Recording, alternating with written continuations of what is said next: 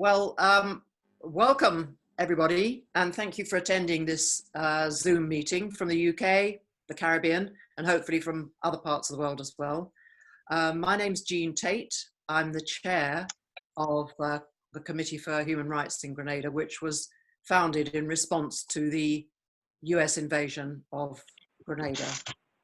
And I'm also the chair of Grenada Forward Ever, who are organising this meeting, which is a newer organisation looking forward to supporting progress in Grenada.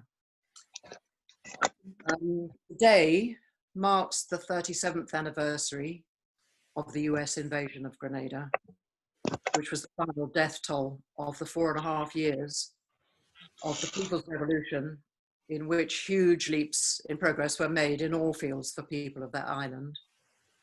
This example was so powerful that the US couldn't tolerate it in their backyard. They put up constant internal and external threats to destabilize this shining model of what could be achieved by the people taking up the reins of power, and it resulted in the implosion of the revolution. On the 19th of October 1983, 9 leaders of the Grenada Revolution, including the Prime Minister and other senior members of the People's Revolutionary Government and others, were killed at Fort George in St. George's. The US used this as an excuse to invade on the 25th of October, and the whereabouts of their remains have been a matter of controversy ever since. The evidence that we and many others have been compiling over the years is gradually making things clearer, with the US becoming more and more implicated. Today, the purpose of this meeting is to remember those who died on the 19th and the 25th of October 1983, and those families, communities, and progressives the world over who are still dealing with the aftermath of those terrible events. The purpose of this meeting is not to seek blame for the collapse of the revolution. It is solely concerned with launching our campaign to return the bodies of those heroes of the Caribbean to their loved ones. Okay, we're asking that attendees, please could you mute yourselves and don't intervene to speak. This is purely for logistical reasons and also so that the meeting doesn't go on all night. So if you have a contribution or a question, please use the chat facility to post those, and they will be taken at the end of the meeting. Also, just to let you know that we are recording, so if you're not happy with that, do whatever you need to do. We've had greetings from a lot of supporters, friends, comrades from all over the world, including Clive Lewis, Labour MP for Norwich South, and who's a Grenadian descendant, and he sent his best wishes for this event and for the campaign. Okay, I'm going to ask Dennis to speak, Dennis Bartholomew. He is the Secretary of the Committee for Human Rights in Grenada and of Grenada Forward Ever.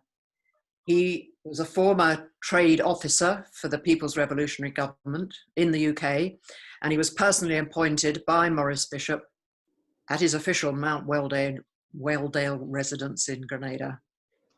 So Dennis will lay the groundwork for our organisation's position and the campaign.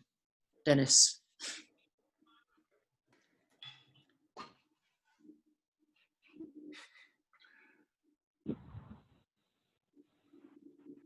Unmute.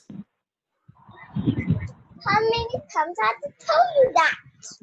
I only excuse me, please. I want to listen to something. He needs to unmute. We can't hear him.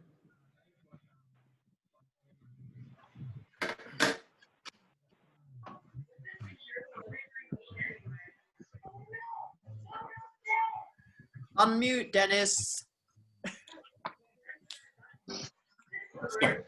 I have been given the sad duty of explaining what it is we're about. It is not a pleasant duty.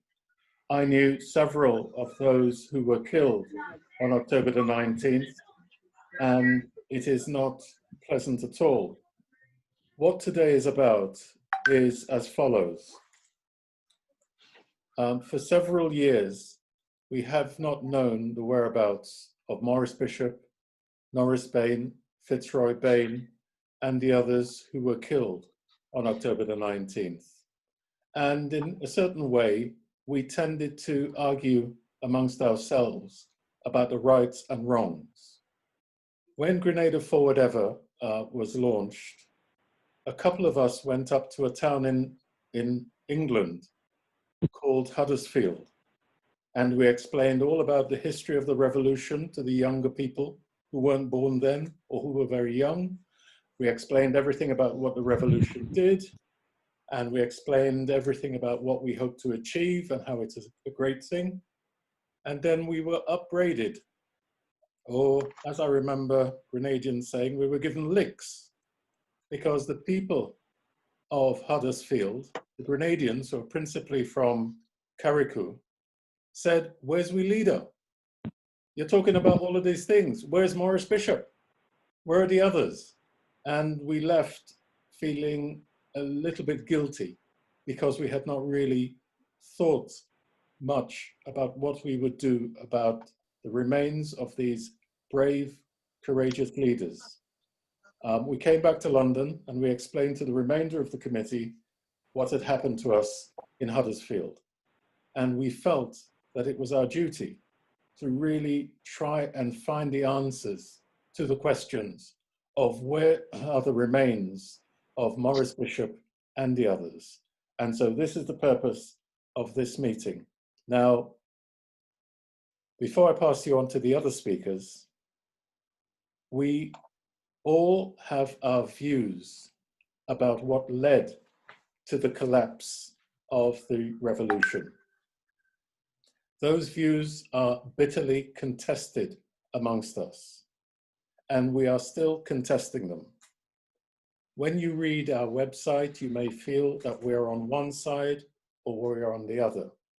But what we say is this: the remains of Maurice, the remains of Norris, the remains of Fitzroy, the remains of Pumphead, and the others have to be recovered. How can we, as people who are descended from slaves, whose ancestors, when they revolted, their bodies were destroyed, how can we let this happen to our leaders? So we are saying to you, please join us. Please join us in securing the remains, bringing them back to their community and their families, and giving them a proper burial. And whatever views we may have, we can discuss that outside of this campaign. So thank you very much. Jean, I hand back to you.